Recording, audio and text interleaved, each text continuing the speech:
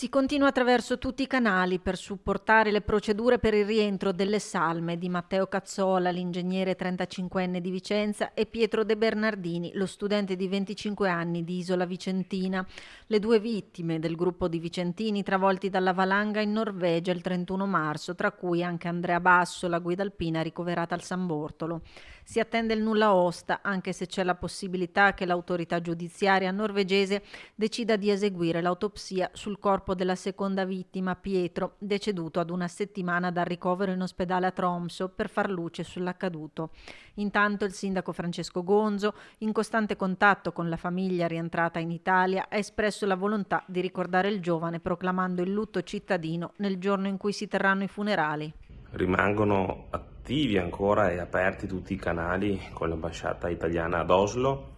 e con la Farnesina, oltre naturalmente con la famiglia di Pietro De Bernardini. In un colloquio odierno ho manifestato al padre l'intenzione della nostra giunta di proclamare lutto cittadino per il giorno dei funerali e naturalmente un momento di cordoglio comunitario per far sentire la vicinanza anche in questo modo.